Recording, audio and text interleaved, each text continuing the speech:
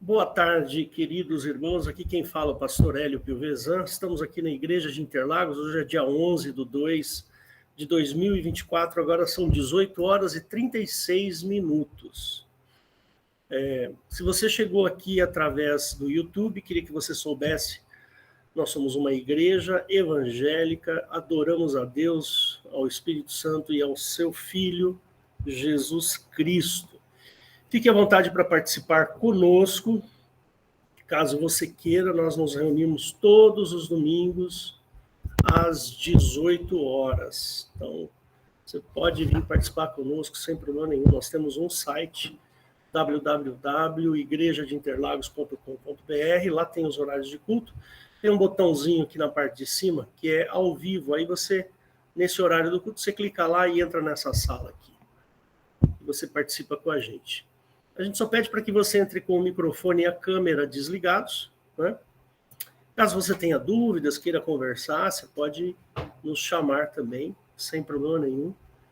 E pedimos que você use lá o site, tem um Fale Conosco lá, e aí você pode se comunicar. Nós temos também, né, esse canal no YouTube, que é o Igreja de Interlagos, temos Facebook e Instagram.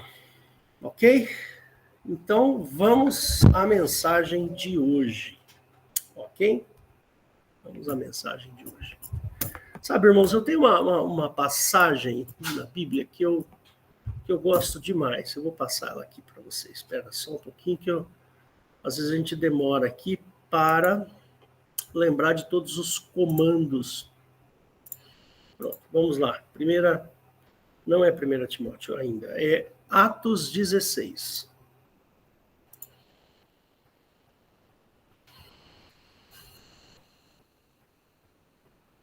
Não.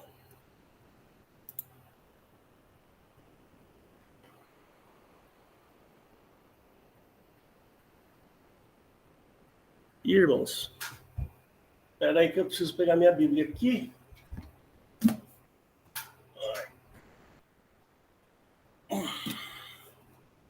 Só um segundinho.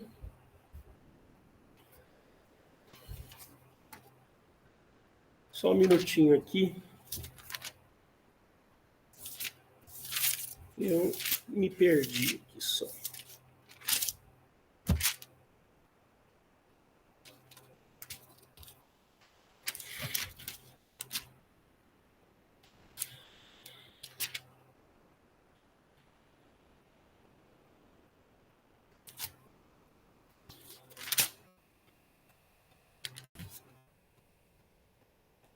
Irmãos, aquele versículo, aquela passagem de Paulo e Silas na prisão.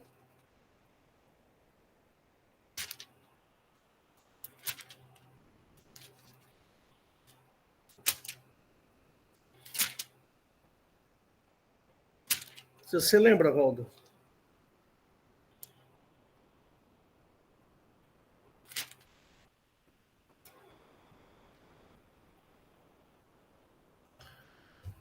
Alô, Valdo?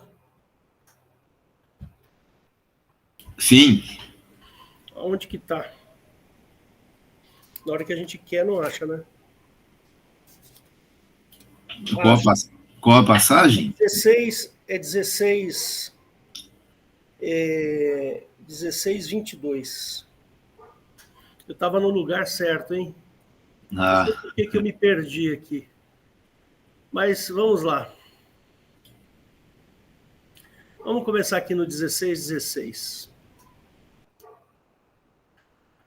Essa passagem eu gosto muito porque é um momento de fé maravilhoso ali, né? Então ele diz assim: e aconteceu que, indo nós à oração, nos saiu ao encontro uma jovem que tinha o espírito de adivinhação, a qual, adivinhando, dava grande lucro aos seus senhores. Esta, seguindo Paulo e a nós, clamava dizendo: estes homens que nos anunciam o caminho da salvação são servos do Deus Altíssimo.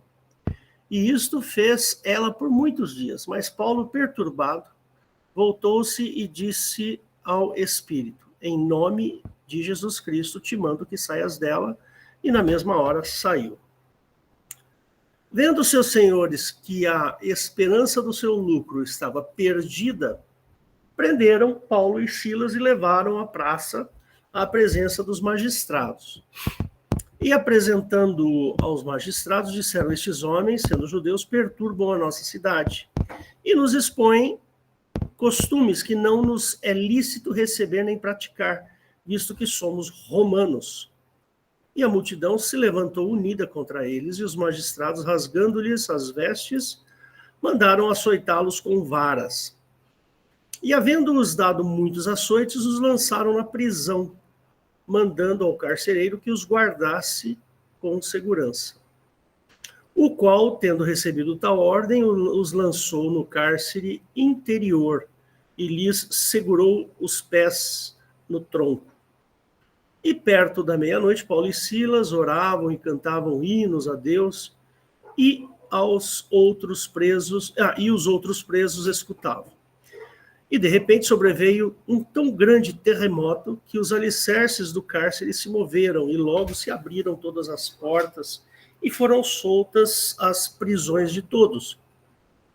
E acordando o carcereiro e vendo abertas as portas da prisão, tirou a espada e quis matar-se, cuidando que os presos já tinham fugido.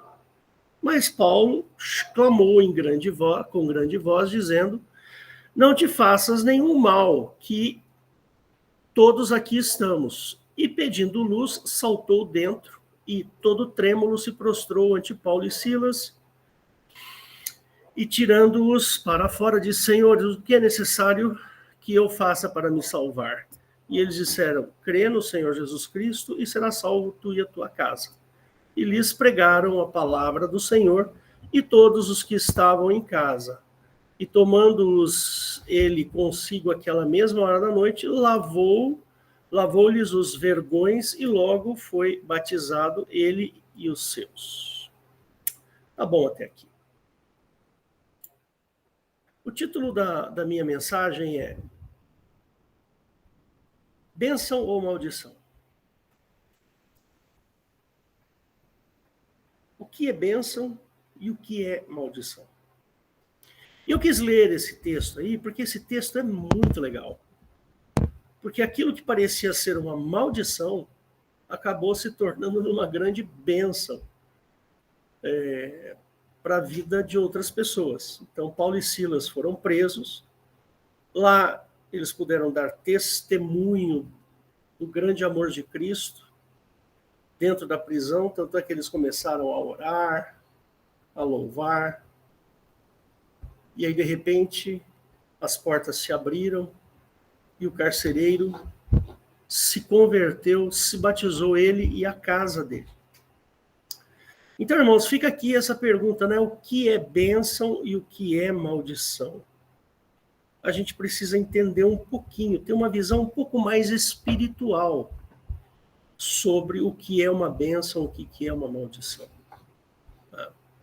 Então, vamos meditar sobre este assunto. Vamos meditar sobre isso.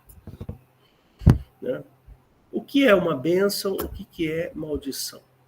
Lá na Igreja Católica, eles chamam de graça. Eu recebi uma graça. Né? E aqui, na Igreja Evangélica, a gente fala de bênção. Deus me abençoou com um novo emprego. Deus me abençoou com uma nova namorada. Deus me abençoou com um carro novo. Deus me abençoou com isso, com aquilo. Né?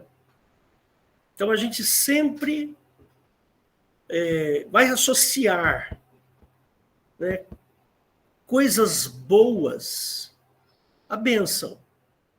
Aquilo que nós chamamos de coisa boas, vamos associar isso a uma bênção. E as coisas ruins a uma maldição. Eu lembro que aconteceu uma vez, vou contar essa história, porque ela de trágica, ela passa a ser quase que engraçada, sabe? Eu tinha, talvez, 19 anos de idade, e eu já morava aqui em São Paulo.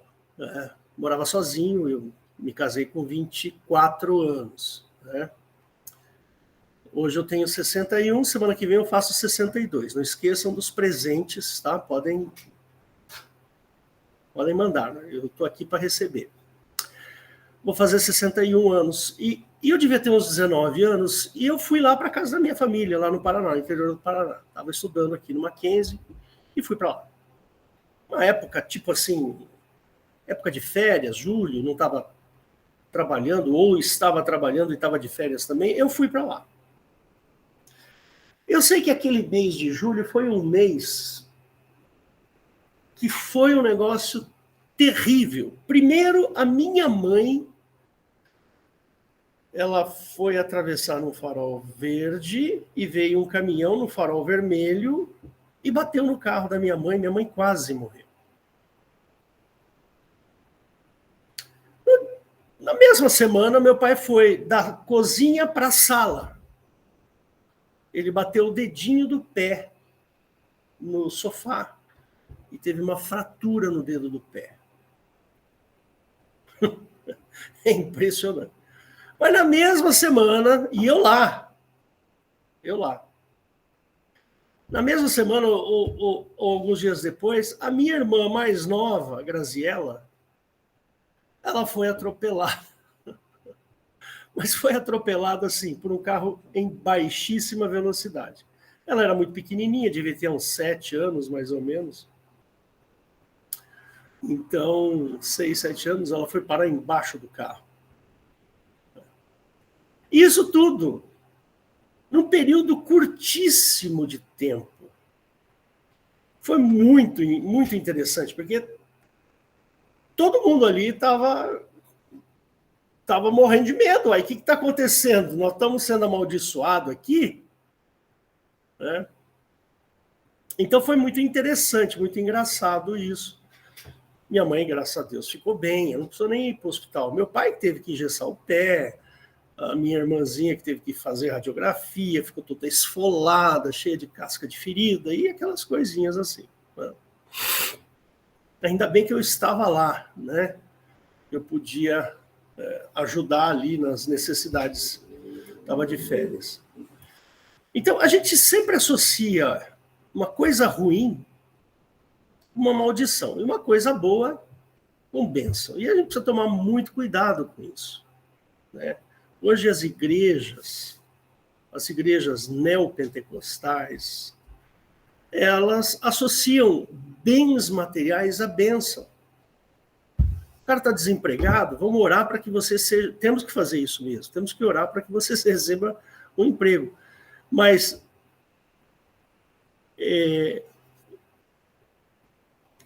bens materiais, puxa vida, né? Vamos orar para que Deus te dê um carro, vamos orar para que Deus te dê uma moto, vamos orar para que Deus, vamos orar para que isso, vamos orar para aquilo. Associar bênção a bens materiais. Não sei quem foi que falou, não sei, acho que foi o Valdo mesmo, né? Alguém contou essa história, eu não sou capaz de lembrar agora exatamente quem é que falou isso, mas diz que o pastor chamou a pessoa lá. Qual foi a sua bênção? Eu ganhei, eu consegui comprar um carro zero. Aí foi uma pessoa lá, falou, qual é a sua bênção? O Senhor Jesus me salvou. Essa é a minha bênção. Tá bom, mas e qual é a sua bênção, então? Quem foi que contou isso, hein? Foi você, Valdo? Foi o pastor Weber. O pastor Weber. Foi eu, Edson. Não, isso. Foi a irmã Eliette. Foi Eliette. E chamando aquilo como algo menor. Não existe bênção maior do que a salvação das nossas almas. Sabe o que ia acontecer com você se você não tivesse sido salvo pelo Senhor Jesus? Você ia enfrentar um inferno, a morte eterna. Entendeu? Então, para nós, não existe bênção maior. Não tem bênção maior do que a salvação. Alguns podem falar assim, a saúde é a melhor de todas as bênçãos. Já contei aqui para vocês um caso de uma mulher que foi, acho que foi domingo passado, domingo retrasado que eu contei. Uma mulher que chegou lá na igreja, ela chegou com um problema na perna, uma mancha escura, feia na perna. Eu falei, olha, irmã, eu não sou nada aqui, eu só sou pastor aqui para orientação das pessoas, tal, mas eu não sou ninguém, mas vamos orar, porque se for da vontade de Deus, se Deus quiser, ele vai te curar. E aí nós oramos, fiz uma oração simples, Senhor, cura essa senhora aqui, que eu não conheço, era uma mulher crente. Cura essa senhora aqui, Deus, porque ela está com essa mancha na perna aqui, está desconfiada que é câncer. E pronto, fiz uma oração simples e rápida ali. A semana seguinte ela voltou agradecendo, falou assim, olha, pastor, eu não tenho mais a mancha. Fui para o hospital, cheguei lá, não tinha mais mancha, não tinha mais que operar, não tinha mais que fazer nada. Ah, mas o Hélio é o grande curandeiro. Não, eu não sou nada. Eu sou menos do que qualquer um neste planeta. Eu sou menor do que qualquer um crente nesse planeta. O menor de todos sou eu. Percebe? Sou ninguém, irmãos. Sou aqui o pastor que fica, que organiza a igreja, que prega, que ensina, eu leio a palavra, mais nada. Não sou mais nada. Teve um pastor aí que se gloriou dizendo que eu sou o pastor mais rico do Brasil. Pois saiba ele que eu sou o pastor mais pobre do Brasil. A minha bênção é a misericórdia do Senhor Jesus. Porque eu não valho nada. O meu valor é zero. Mas o Senhor Jesus, ele se importa comigo, morre na cruz por mim e me dá a salvação. Então, eu não tenho, eu não preciso de mais nada. Não preciso de mais nada, nada. Eu já tenho tudo. Então, eu vou ler aqui algumas considerações que eu escrevi para vocês. 1 Timóteo 6, de 1 a 12, rapidamente.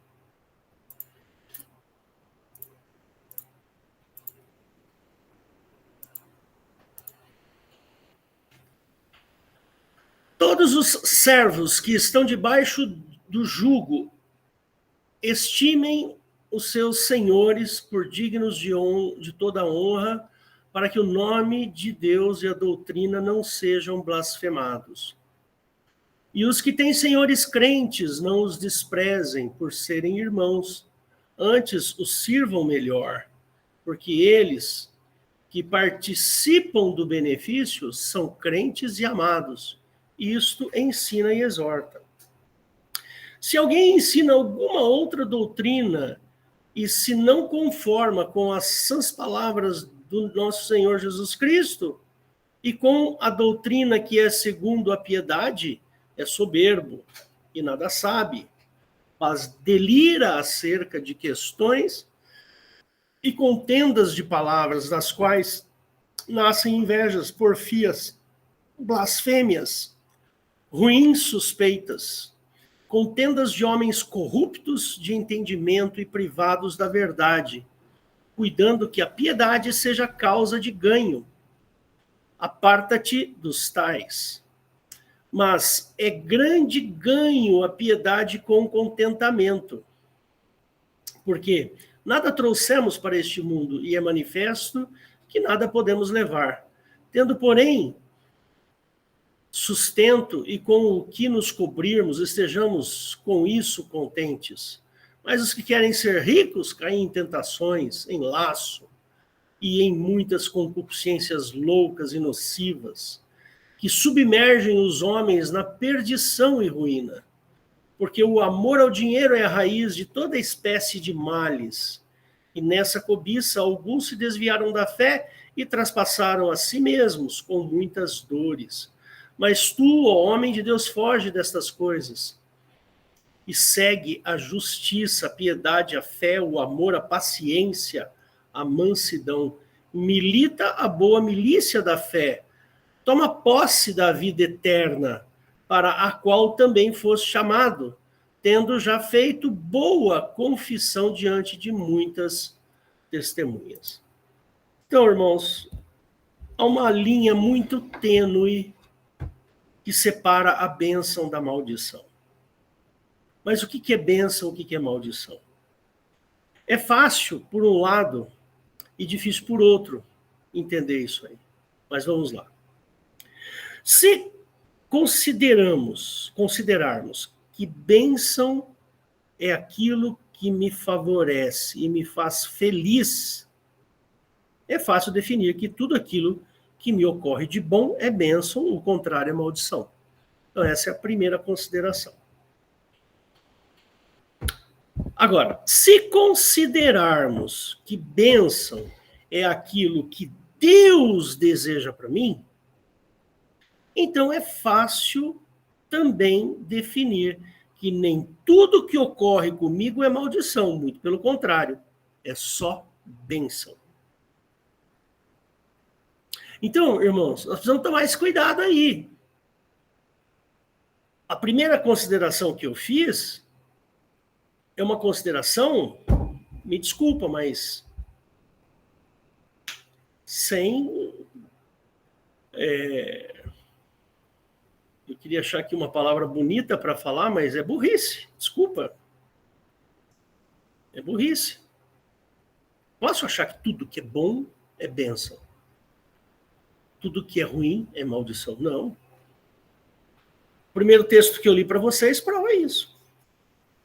Paulo e Silas levaram chicotada nas costas. Né? Chicotada. Foram presos.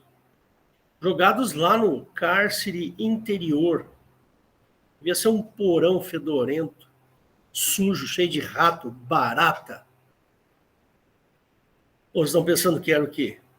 Caesar Park, hotel? Imagina, aquela época. Você acha que tinha esgoto? Banheirinho limpinho, com sabonetinho? O preso tomar banho ali? Não. Aquilo devia ser um lugar horroroso. Eu até procurei aqui tentei achar aqui uma imagem sobre Paulo e Silas, mas não consegui achar. Pelo menos um desenho. Vamos ver. Um dos que eu achei, mais ou menos, é esse aqui. Vamos ver se eu consigo mostrar para vocês. Espera aí.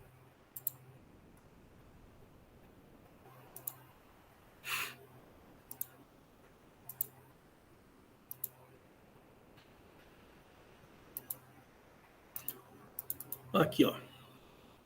Estão conseguindo enxergar aí? Tá ali o Paulo e o Silas. Um desenho, né? Nada muito sério. Mas não devia ser uma coisa muito simples, não. Devia ser um buraco lá, um lugar bem horroroso. Então, essa definição de bênção, aquilo que me acontece de bom é bênção, o que acontece de ruim é maldição, está errado esse pensamento, irmãos.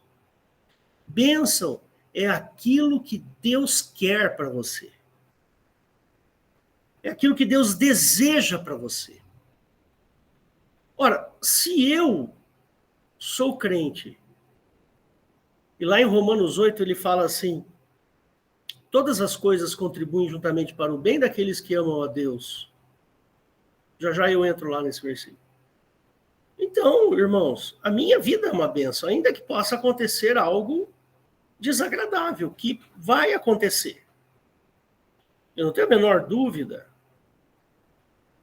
Eu vou ficar doente uma hora, eu vou ter um problema aqui, eu vou ter um problema ali. E tudo isso é maldição? Ou seja, Deus não está olhando para a minha vida? Percebe? É perigoso esse raciocínio. Esse pensamento de que eu vou lá orar, pedir para o pastor orar para eu ser curado. Ou eu vou lá pedir para o pastor orar porque eu preciso de um carro, eu quero um carro zero. Que nem o Valdo aí, o Valdo não, o Weber falou assim, eu precisava de uma moto, aí eu fui lá no posto de gasolina e eu ganhei um bilhete, um sorteio, papapá, papapá. Depois ele percebeu que aquilo tudo era... Acho que até Deus falou com você, né, Weber? Fala aí para mim, por favor. O Senhor, ele me falou que aquilo ali não pertence a ele. Ele não tem nada a ver com o sorteio. Ele não podia fazer nada por mim, porque ele não tem nada a ver com aquilo. É como se você fosse orar para ganhar na Loto, né? Na Loto, Sena, Mega Sena, sei lá. Deus tem nada a ver com esse mundo, irmãos. Deus tem a ver com a sua vida. Que nem o Weber falou.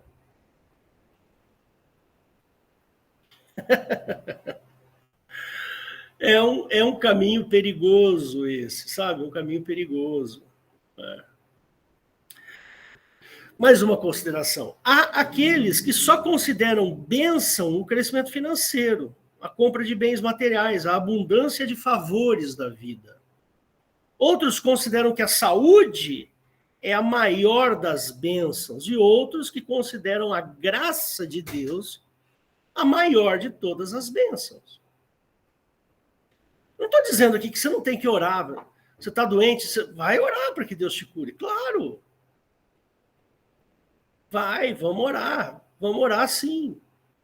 Outro dia a menina aí foi bater o carro, se machucou, vamos orar por ela.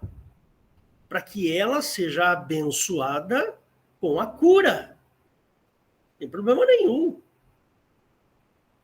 O que você não pode é depositar a sua fé na cura. Isso você não pode fazer. Se eu for curado, terei mais fé em Deus. Se eu for curado, amarei mais, me empenharei mais a Deus. Você está cometendo um grave erro. A maior de todas as bênçãos se chama Jesus Cristo crucificado. Aquele Cristo que subiu na cruz e morreu por você, aquilo é verdadeiramente bênção.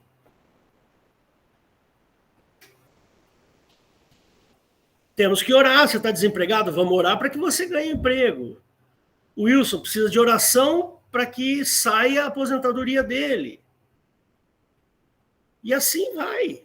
Agora, o que nós não podemos fazer é condicionar a nossa fé ao recebimento de um favor divino. Isso a gente não pode fazer.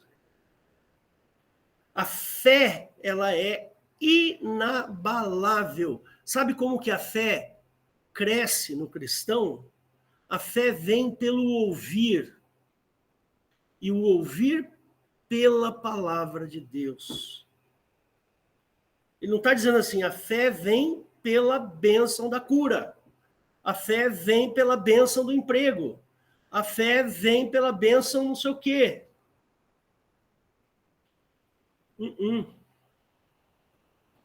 Você quer aumentar a sua fé? Leia a Bíblia. Comprometa-se com Deus. Se Deus quiser, ele vai curar a sua enfermidade. Se Deus quiser, ele vai te dar um emprego. Se Deus quiser, e assim vai, irmãos. Nós estamos presenciando uma igreja aleijada, manca, aonde o sujeito que consegue comprar um carro, tem uma bênção maior do que aquele que reconhece que o Senhor Jesus salvou a sua alma.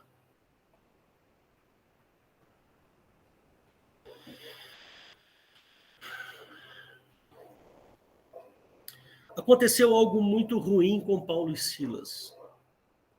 Eles apanharam, foram levados para a prisão, mas aquilo que aconteceu de ruim revelou-se ser uma coisa guiada por Deus, para que aquela família daquele carcereiro se convertesse. Você quer bênção maior que isso? No primeiro momento você fala, ai meu Deus, coitado de Paulo e Silas, né? Vão apanhar e vão sofrer e tal, e não sei o quê. Eles não estavam atrelando a fé deles a essas questões. Né? Então, às vezes, algo que eu considero ruim acontece comigo para que depois aquilo se torne uma bênção para uma outra pessoa. Ou até para mim mesmo. Então, nós precisamos tomar muito cuidado com esse narcisismo. Né? E, para mim, isso é narcisismo. Tudo que é bom é bênção, tudo que é ruim é maldição. Isso é puro narcisismo. É antropocentrismo. O que significa essa palavra? O homem no centro de todas as coisas. E Deus na periferia. Como interpretar as bênçãos e maldições? Será que algo ruim acontece comigo é necessariamente maldição? Será que algo de bom que acontece comigo é necessariamente bênção? Paulo e Silas tiveram uma interpretação muito interessante sobre a situação que viviam quando estavam na prisão. Atos 16, 19 a 34, que eu acho que nós já lemos, mas vou repassar aqui. Não se espantem do som, porque está vindo um som de carnaval dali de fora, sabe? Eu não sei se é daqui do...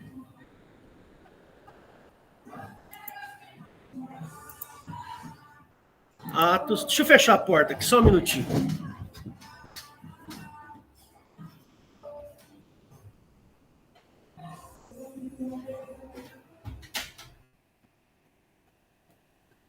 Espero que não saia aí na gravação, né? Mas vamos continuar aqui. Atos 16, de 19 a 34.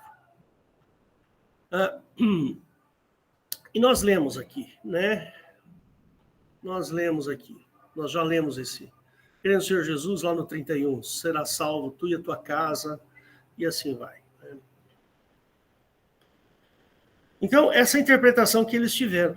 Qual era o segredo de Paulo e Silas que eles são tão desprendidos assim? Qual que é o segredo? Por que Paulo e Silas interpretou aquela situação ruim de maneira diferente? Qual que era o segredo? Irmãos, não vou ficar aqui repetindo coisas que a gente já até sabe. É o nosso empenho com o Espírito Santo.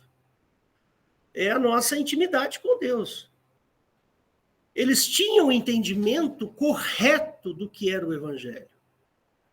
Eles não tinham esse entendimento narcisista, hedonista, né?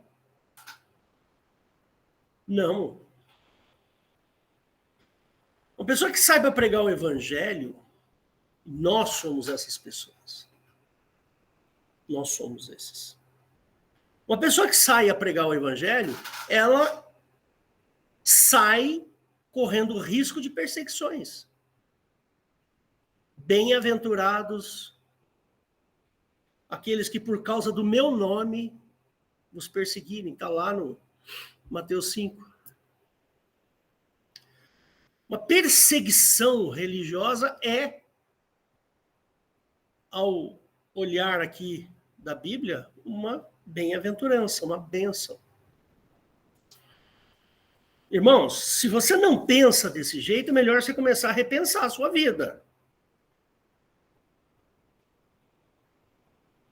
Começa a ver aquilo que você tem como valor.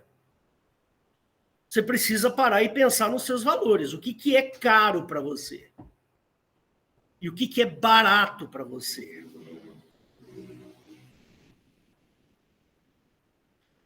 Ter intimidade com Deus demanda tempo e dedicação, desprendimento de si mesmo e desvencilhar-se das tradições humanas. Percebe? A gente tem que olhar para Cristo, não olhar para as nossas tradições. Eu tenho que olhar para a obra de Cristo, como é a obra do Senhor. É assim que vai ser a minha vida. É assim que vai ser o jeito de eu viver.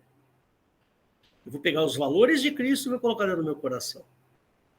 São esses os valores que me interessam. Percebe?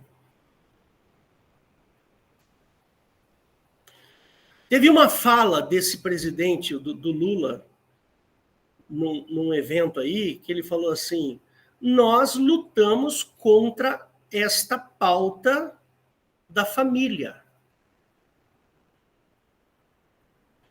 Espera aí. Família?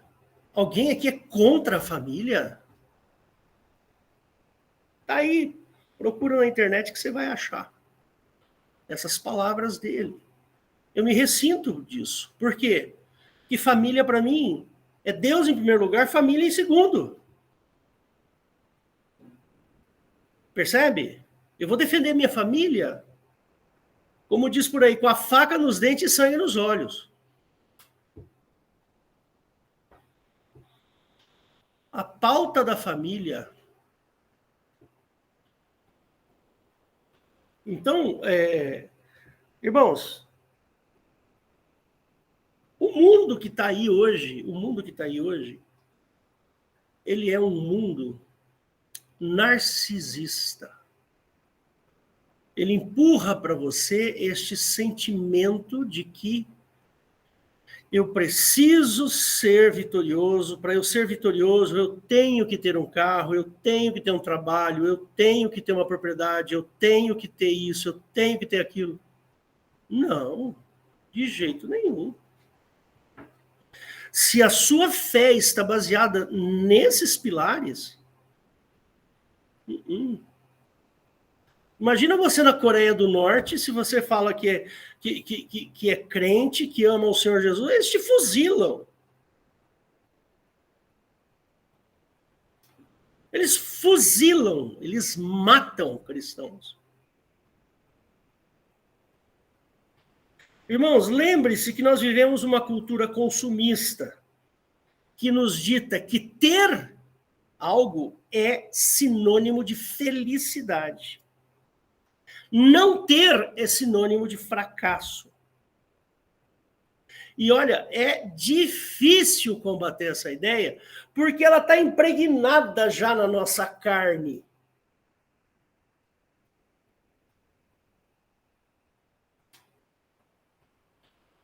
Percebe? Por isso que o cristão sofre. Ele é tão bombardeado com essa ideia de consumo, de consumista, que na hora dele enfiar a mão no bolso para ajudar um irmão, ele não consegue. Ele não consegue.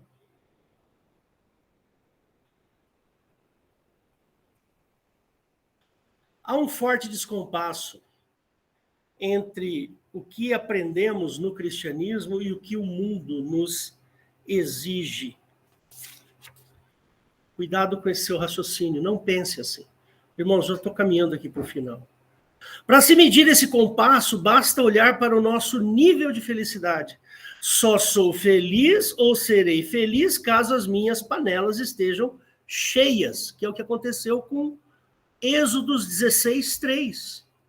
Antes tivéssemos morrido no Egito, pelo menos lá nós teríamos as nossas panelas cheias de carne.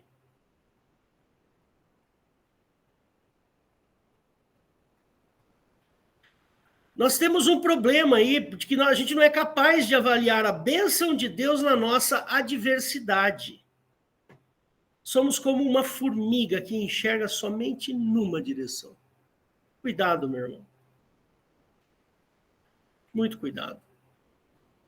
Já estou caminhando para o final aqui, não se desespere. A diferença entre Paulo e Silas estava na sua condição diária de busca da presença de Deus. Em Filipenses 1:21, não vou abrir, senão não vai dar tempo. Nós culpamos a Deus quando algo de difícil acontece. Nós culpamos a Deus pela nossa indisciplina na busca pela sua presença. Falta humildade em nós. Não a humildade, aquela que é para aparecer, não, humildade mesmo. Para mudar o foco da nossa vida.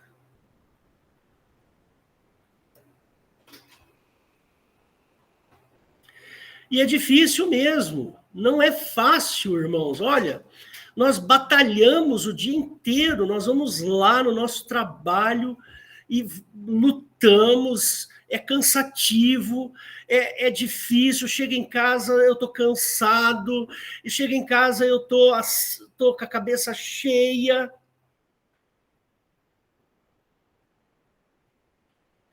Eu sei, eu vivo isso. Eu sou professor, eu dou aula de física. Eu chego em casa acabado. Acabado.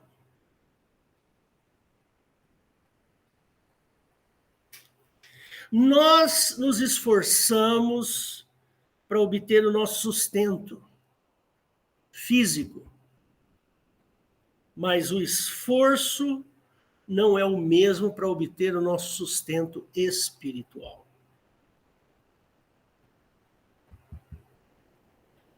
Toma cuidado, irmão. Toma cuidado com os seus valores. Bênção e humildade são palavras gêmeas. Maldição não existe para aqueles que estão assentados em lugares celestiais. Não tem maldição.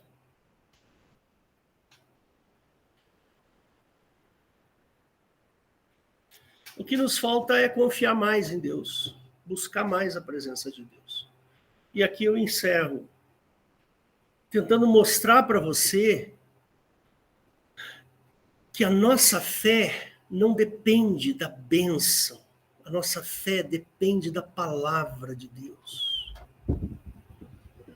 A bênção que nós ganhamos quando nós precisamos de algo é um favor de amor que Deus exerce para nós. É um favor que Deus nos dá. Qual pai não gosta de ver a alegria do seu filho? Todos os pais, eu sou pai, eu adoro ver a alegria dos meus filhos. Percebe? E Deus também é assim, Ele é pai. Então para um pouquinho para pensar na sua vida. Começa a se esforçar mais no sentido de buscar a presença de Deus, como Paulo e Silas faziam.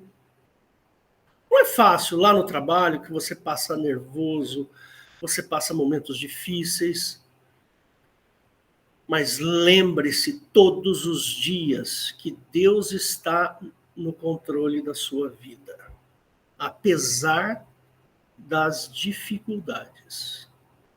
Dependemos do nosso Senhor Jesus Cristo. Amém? Espero que eu tenha contribuído aí para a sua escalada espiritual. Fecha seus olhos que eu vou fazer uma oração, mesmo que você esteja ouvindo esta gravação, tá bom? Jesus querido, nós te louvamos e te agradecemos por todas as bênçãos que o Senhor tem nos dado e pelo fato, Senhor, de o Senhor estar de olho nas nossas vidas o tempo todo. Te agradecemos, Pai. Pedimos perdão pelos nossos erros, mas mais do que isso, te agradecemos porque o Senhor está no controle das nossas vidas, porque pertencemos a Ti. Então, Deus, abençoa a minha vida, abençoa a vida dos meus irmãos e aqueles que estão ouvindo esta mensagem. No nome santo e soberano de Jesus. Amém.